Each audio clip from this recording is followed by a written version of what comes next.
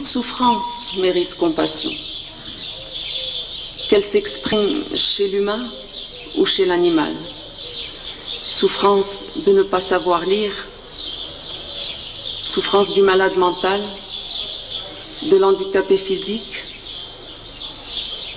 du sans-logis, de l'oiseau blessé. Compatir, c'est refuser de considérer tout être vivant, quel qu'il soit, humain ou animal, comme une chose. Car la compassion nous ouvre non seulement à l'humanité, mais à l'ensemble des vivants, à l'ensemble des souffrants, à l'universel. Sœur Emmanuelle disait, j'en suis arrivée à la conclusion toute bête, que ce qui fait la valeur de l'être humain, ce n'est ni sa religion, ni sa culture, ni son métier, ni sa couleur de peau, mais son cœur. Et c'est vrai, ce qui nous touche chez une personne, c'est la qualité de ses relations avec les autres. C'est sa capacité à sortir d'elle-même pour être dans la fraternité. J'ai vu hier, dans les ruelles de la Médina de Fès, un adolescent, son casse-croûte à la main, s'arrêter pour le partager avec un mendiant aveugle. Et pour moi, cet acte-là est une prière. Cet acte-là est sacré. Au Sinaï, Dieu a dit à Moïse, tu aimeras le Seigneur ton Dieu de tout ton cœur, de toute ton âme, de toute ta force, de toute ta pensée, et tu aimeras ton prochain comme toi-même. Aimer son prochain, malgré tout, malgré rien, malgré sa bêtise, malgré sa violence, malgré ses crimes, malgré sa haine, car il ne sert à rien de rajouter la haine à la haine. Et comme le dit Jalal-Din Rumi, celui qui cherche un frère sans défaut reste sans frère. Aimer son prochain, c'est regarder l'autre avec les yeux du cœur, avec les yeux de l'âme, avec les yeux de l'intelligence, et se dire, que puis-je faire pour l'aider ?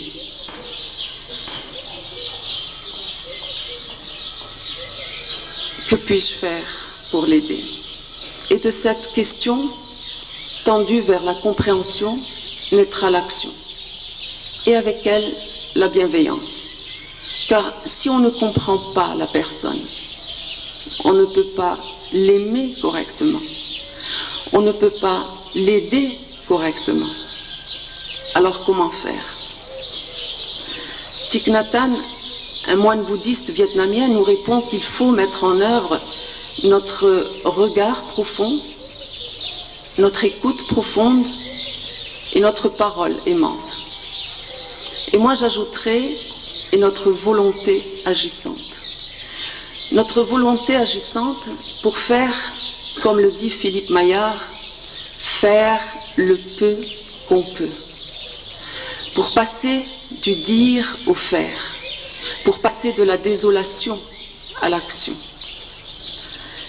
Et tout d'abord, regarder. Regarder d'un regard profond, intense, la personne.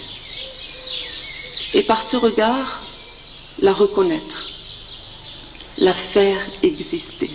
Je me souviens d'un jeune homme dont le visage a été défiguré par une brûlure au 3e degré. Et il disait, le plus dur pour moi, c'est la réaction des gens qui détournent leur regard dès qu'ils me voient. C'est ça le plus dur. J'ai l'impression que c'est comme si ils voulaient m'effacer, me nier. Donc, d'abord, regarder avec bonté la personne. Et par notre regard, lui consacrer du temps, l'observer, être attentif, présent. Et le fruit de ce regard profond s'appelle compréhension. La compréhension de la nature, de la souffrance de la personne pour l'aider à se transformer. Cela demande du temps.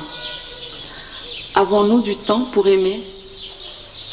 Car le plus beau cadeau que l'on puisse faire à celle ou à celui qui souffre, c'est notre propre présence et lui dire « Je suis là pour toi.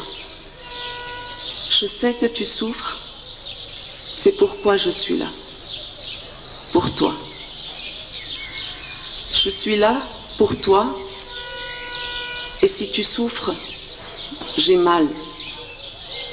Et si je t'ai blessé, c'est moi-même que j'ai écorché, et c'est moi qui saigne. Je suis là pour unir mes forces aux tiennes, pour soulager ta souffrance, devenue mienne.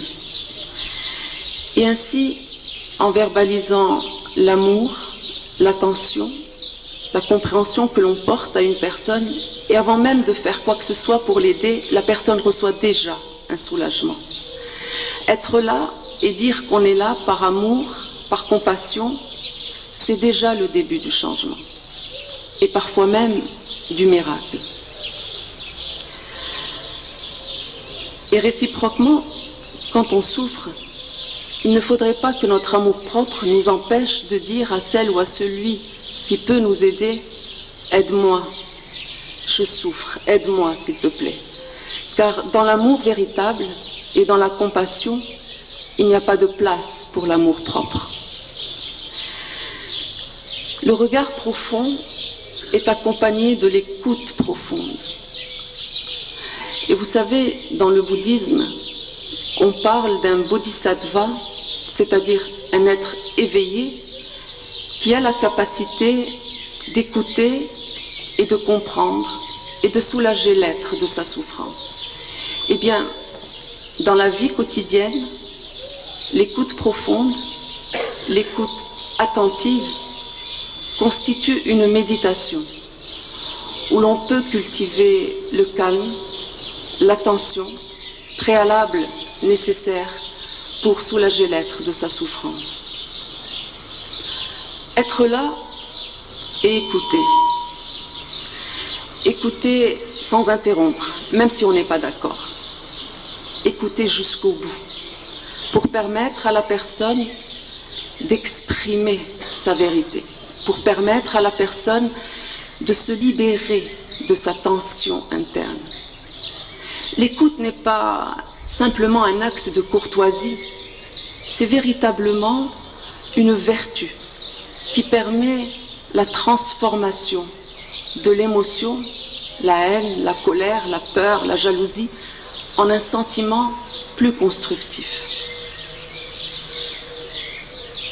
Et associé à la pratique de l'écoute profonde, il y a la pratique de la parole aimante. Il faut réapprendre à parler avec amour.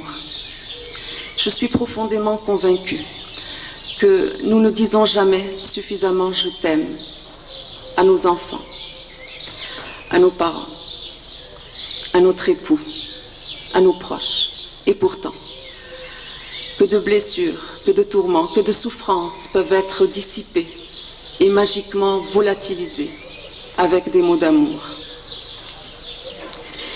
Et ainsi, c'est grâce à la symbiose du regard profond, de l'écoute profonde, de la parole aimante et de l'action bienveillante que se réduit la distance entre celui qui souffre et celui qui compatit.